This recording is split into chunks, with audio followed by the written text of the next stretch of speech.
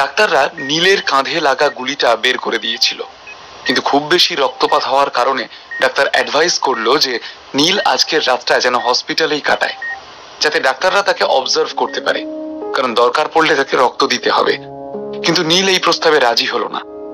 দেখো অবন্তিকা, তোমার কথায় আমি হসপিটালে এসেছি, গুলিও শরীর থেকে বেরিয়ে গেছে, এখন তো আমার আর কোনো ইনফেকশনও হবে না, তাহলে আমাকে হসপিটালে কেন থাকতে হবে? আমি একদম ঠিক আছি। হসপিটালের লোকেরা শুধু পয়সা খাওয়ার ধান্দা করে, আমি ওদের এসব চালাকি খুব ভালো করে জানি। মাথা চুলকে নীল বলল, নীল, তুমি কেন কারোর কোনো কথা শোনো না? অবন্তিকা খুব ভালো করেই বুঝতে পারছিল যে নীলকে বোঝানো তার কম্য নয়।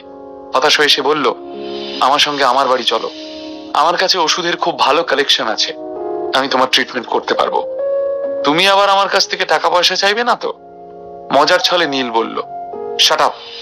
নীলের মস্করা এখন একদম ভালো লাগছিল না অবন্তিকার। তখনই অবন্তিকার হঠাৎ মনে হলো যে সে নীলের জন্য একটু বেশি চিন্তিত হয়ে পড়ছে।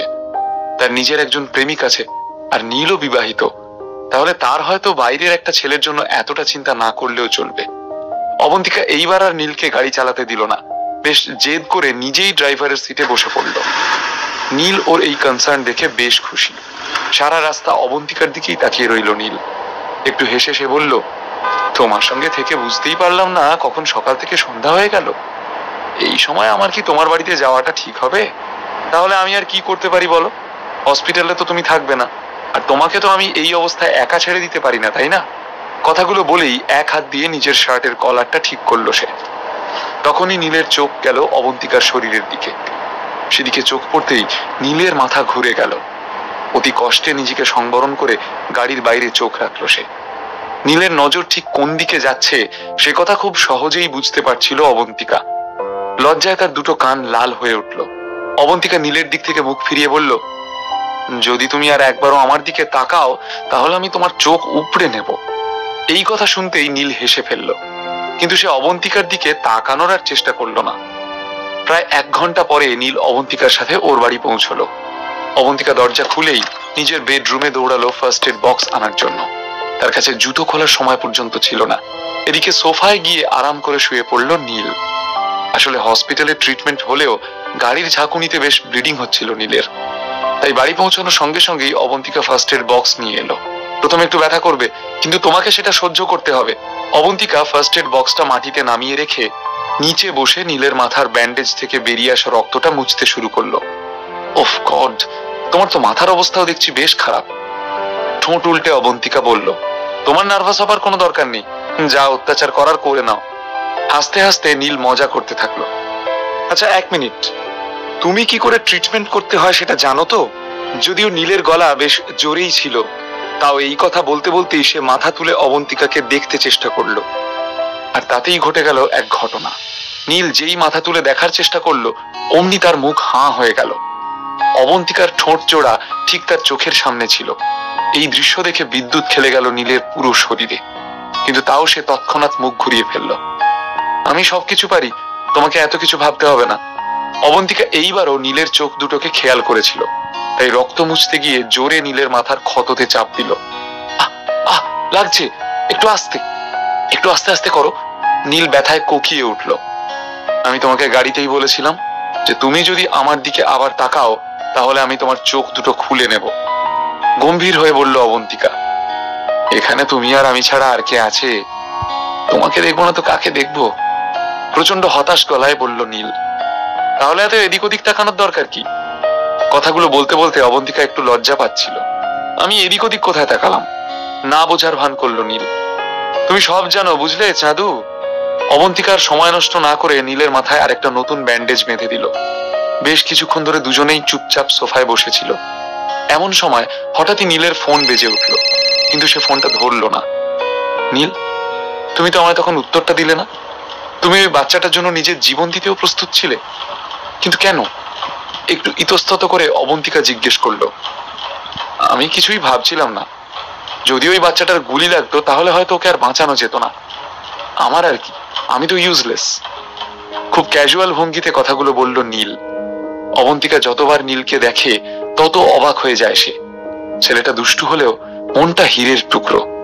নীল খুবই নির্ভীক আর সাহসী একজন মানুষ। সে ঠিক আর ভুলের তফাৎ খুব ভালোভাবেই বোঝে, আর সেই সঙ্গে সে দয়ালুও। যত দিন যাচ্ছিল অবন্তিকা যেন নীলকে আরো কাছ থেকে চিনতে শুরু করেছিল। তোমার উপর দিয়ে আজকে অনেক ঝড় বয়ে গেছে, তার উপরে তুমি সকাল থেকে বাড়ির বাইরে আছো, হয়তো তুমি খুব ক্লান্ত, এখনো খুব বেশি রাত হয়নি, তুমি নিজের বাড়ি যেতে চাইলে যেতে পারো। আমিও খুব ক্লান্ত হয়ে গেছি, আর এখন একটু রেস্ট নিতে চাই। কনসার্ন থেকেই বলল অবন্তিকা। তুমি এত নিষ্ঠুর কি করে হতে পারো? নীলের মনে হচ্ছিল তার সঙ্গে খুবই অন্যায় হচ্ছে। যখন তুমি জানো যে আমি কতটা অসুস্থ, তাহলে তুমি আমাকে এই অবস্থায় ঘর থেকে বের করে দিচ্ছ। বাড়িতে আমার বউ আছে, সে যখন আমাকে এই অবস্থায় দেখবে তাকে আমি কি উত্তর দেব? তুমি কি বলতে চাইছো? তুমি কি এখানে আমার সঙ্গে থাকবে এখন? অবন্তিকা ভেবাচাকা খেয়ে জিজ্ঞেস করলো। আমি এখানে প্রথমবার রাত কাটাচ্ছি এমনটা তো নয়। নীল একটু হেসে বলল, তুমি দেখছি সত্যিই একটা অত্যন্ত নির্লজ্জ বেয়াদব ছেলে। অবন্তিকা হাসি চেপে কথাটা বলল। অবন্তিকা ম্যাডাম, আজ ব্যাংকের লোকেদেরকে ডাকাতের হাত থেকে বাঁচাতে গিয়ে আমি আহত হয়েছি। তুমি আমাকে যদি কোনো পুরস্কার নাও দিতে পারো, অন্তত একটা রাতের জন্য আমাকে নিজের বাড়িতে থাকতে তো দিতেই পারো। কি আমি কি খুব বেশি কিছু চাইছি? নির্লজ্জের মতো নীল জিজ্ঞেস করলো। অবন্তিকা একটু থেমে একটা লম্বা শ্বাস নিল, যেন সে খুব বড় একটা সিদ্ধান্ত নিতে চলেছে, আর তারপর বলল, তোমার সমস্ত হাঁটা চলা এই লিভিং রুম আর বাথরুম পর্যন্তই সীমাবদ্ধ। যদি তুমি কিছু উল্টো পাল্টা করার চেষ্টা করো, তাহলে আমি তোমাকে এমন শিক্ষা দেব যে সারা জীবন মনে রাখবে। এই কথা বলার পর অবন্তিকা ফার্স্ট এড বক্সের সমস্ত জিনিস গুছিয়ে রাখতে লাগলো। তোমার মুখে কি ভালো কোনো কথা আসে না? আমার বাড়িতে একটা বউ আছে, যদি এসব কথা কেউ শুনতে পায় তাহলে সবাই ভাববে যে আমার চরিত্র খারাপ। আমি না জানি তোমার সঙ্গে কি কি করেছি। কথাগুলো বলতে বলতেও নীল অবন্তিকার দিকেই তাকিয়েছিল। অবন্তিকা অযথা কথা বলে সময় নষ্ট করতে চাইছিল না। মুখ ঘুরিয়ে নিজের ঘরে চলে গেল। নিজের ঘরে যাওয়ার পর জামা কাপড় বদলে অবন্তিকা স্নান করতে ওয়াশরুমে ঢুকলো। বাথরুমটা ছিল ঠিক বসার ঘরের কোনাকুনি। অবন্তিকার ওয়াশরুমটা ঘষা কাঁচের ছিল। কাঁচের ওয়াশরুমের ভেতরটা সাদা হয়ে গিয়েছিল গরম জলের বাষ্পে। নীল সোফায় আরাম করে শুয়ে থেকেও অবন্তিকার শরীরের অবয়ব দেখতে পাচ্ছিল। আদ্রিতার সাথে বিয়ে হওয়ার পরও কখনো নীলকে কাছে আসতে দেয়নি সে। নীলও কখনো জোর করেনি, কিন্তু আজ অবন্তিকার মায়াজালে বাঁধা পড়তে ইচ্ছে করছিল নীলের। ওর মাথায় অবন্তিকাকে নিয়ে নানা রকম দুষ্টু ভাবনা আসতে থাকলো, আর বারবার তার শরীরে শিহরণ জাগলো। নীল তাড়িয়ে তাড়িয়ে অবন্তিকার স্নানের দৃশ্য উপভোগ করছিল। তখনই হঠাৎ নীলের ফোন বেজে উঠল। খুব কষ্ট করে নিজেকে সংবরণ করলো সে। ফোনটা নিয়ে দেখলো শালিনীর টেক্সট। আসলে শালিনী সমানে টেক্সট করে যাচ্ছিল নীলকে। দুপুর থেকে এখনো পর্যন্ত সে অন্তত 100 বার টেক্সট করে ফেলেছে। হঠাৎ কি হলো? দোকানে আবার কোনো প্রবলেম হলো নাকি? এই কথা ভেবেই তাড়াতাড়ি শালিনীকে কল ব্যাক করলো নীল। ওপারে শালিনী ফোনটা তুলে খুব উত্তেজিত হয়ে বলল, নীল, শেষ পর্যন্ত তুমি আমার টেক্সটটা পড়েছো তাহলে? আরে আজকে আমি একটু কাজে ফেঁসে গিয়েছিলাম। নীল সোজাসুজি বলল শালিনীকে। কোনো সমস্যা হয়েছে কি? সাহায্য চাই? চিন্তিত স্বরে শালিনী জিজ্ঞেস করলো। এই কথা শুনতেই নীলের মুখ দুষ্টু হাসিতে ভরে গেল। কি ব্যাপার বলো তো? তুমি আমাকে নিয়ে এত চিন্তা করছো কেন শালিনী? তুমি আমাকে ভালোবেসে ফেলোনি তো?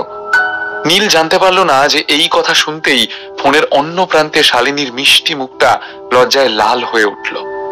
ঠোঁটের কোণে হাসি ফুটে উঠল ওর। স্বপ্ন দেখতে থাকো, স্বপ্ন। মুখে কথাগুলো বললেও বলতে বলতে খুবই লজ্জা পাচ্ছিল শালিনী। চিন্তা করো না, সকালের ঝামেলা মিটে গেছে। কথাটা বলতেই হঠাৎ নীলের কিছু একটা মনে পড়লো। আচ্ছা শালিনী, তোমাদের এনসিয়েন্ট অ্যান্টিকের এই ব্যবসা তো অনেক দিনের পুরনো জিনিসপত্র নিয়ে যখন তোমরা কাজ করো, তাহলে তুমি কি আমাকে একটু হেল্প করতে পারো? তোমার কাছে পুরনো দিনের ওষুধের ব্যাপারে লেখা কোনো বই আছে? সেই যুগে শুধু জড়িবুটি আর আয়ুর্বেদিক ওষুধই হতো, এরকম কোনো বই জানো তুমি? তুমি আবার এইসব কথা জিজ্ঞেস করছো কেন? এখন কি তোমার জড়িবুটিতে ইন্টারেস্ট জাগলো নাকি? মাথার ভেতর উদয় হওয়া সন্দেহকে খুব একটা পাত্তা না দিয়ে শালিনী বলল, আমি আজ পর্যন্ত এরকম কিছু তো দেখিনি, কিন্তু বাবার স্টোর রুমে খুঁজলে কিছু না কিছু পেয়েই যাব। আমি এখনই কি একবার খুঁজে দেখছি। নীল কোনো উত্তর দেওয়ার আগেই ফোনটা কেটে গেল, আর তখনই দরজা বন্ধ হওয়ার শব্দ শুনতে পেল নীল। মুখ ঘুরিয়ে দেখলো অবন্তিকা স্নান সেরে নিজের চুল মুছতে মুছতে বাথরুম থেকে বেরিয়ে এসেছে। তুমি কার সঙ্গে কথা বলছো? অবন্তিকা নিচু গলায় জিজ্ঞেস করলো। শালিনী, তুমি কি ওকে চেনো? নীল একটু হেসে বলল, আমি ওকে বলেছি যে আমি পুরনো দিনের ওষুধ সম্পর্কে জানতে চাই। এরকম কোনো বইয়ের কথা জানা থাকলে আমাকে অবশ্যই জানিও। আমি এক্সপেক্ট করিনি যে তুমি শালিনীকেও চেনো। তাছাড়া এই বই দিয়ে তুমি কি করবে? অবন্তিকা সারপ্রাইজড হয়ে জিজ্ঞেস করলো। তখনই নীল নিজের পকেট থেকে একটা শিশি বের করলো। সেই শিশিতে 5টা ওষুধ রাখা ছিল। বাহ, খুব ভালো, এবার তুমি এই ওষুধের ব্যবসা শুরু করো, বুঝলে? এমনিতেও স্মল ফেজে তো শুরু করেই দিয়েছো। নীল বুঝে উঠতে পারলো না যে অবন্তিকা তাকে নিয়ে ঠাট্টা করছে নাকি তার প্রশংসা করছে। তুমি কি আমার প্ল্যানটা শুনতে চাও? চাপা গলায় নীল বলল, কিন্তু তার চোখ দুটো অবন্তিকার আঁকাবাঁকা শরীরটার উপরই টিকে থাকলো। নিশ্চয়ই, কিন্তু আজকে না, কালকে। আজকে আমি খুব ক্লান্ত, এখন আমি একটু আরাম করতে চাই। এই কথা বলার পর অবন্তিকা নিজের ঘরে চলে গেল। নিজের ঘরে গিয়ে সে দরজা বন্ধ করে লক করে দিল। অবন্তিকা ঘর থেকে চলে যেতেই শালিনী আবারও ফোন করলো। হ্যালো নীল, ফ্রি আছো? হ্যাঁ একদম। এটা আবার জিজ্ঞেস করার মতো কোনো কথা হলো? যা কিছু হয়ে থাক না কেন, আমি সব সময় তোমার জন্য ফ্রি থাকবো। নীল শালিনীর সঙ্গে একটু ঠাট্টা করে বলল। নীলের কথা শুনে শালিনীর গাল আবারও লজ্জায় লাল হয়ে গেল। এখন সে কথা বলতেও খুব নার্ভাস ফিল করছিল। আমি দুটো ছোট ছোট বই পেয়েছি, কিন্তু বুঝতে পারছি না এটা তোমার ঠিক কতটা কাজে লাগবে।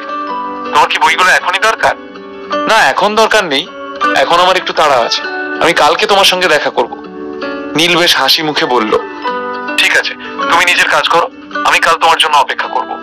শালিনী যেন খানিক হতাশ হয়েই ফোনটা রেখে দিল। শালিনী আজ যেভাবে নীলের সঙ্গে কথা বলল তাতে নীলও বেশ অবাক হয়ে গেল।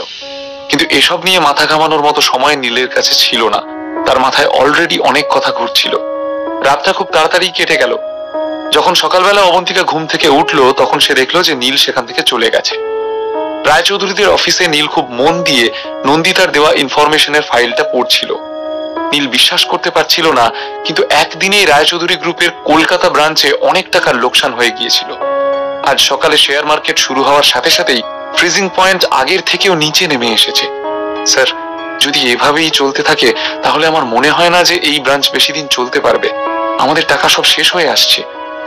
চিন্তিত স্বরে নন্দিতা বলল, হয়তো তোমার মনে হচ্ছে যে আমরা এভাবে আর বেশি দিন চালাতে পারবো না, কিন্তু আমাদেরকে পারতেই হবে নন্দিতা। নীল ফাইলটা টেবিলে ছুঁড়ে ফেলে বলল, যা খুশি হয়ে যাক, আমাদেরকে এটা করতেই হবে।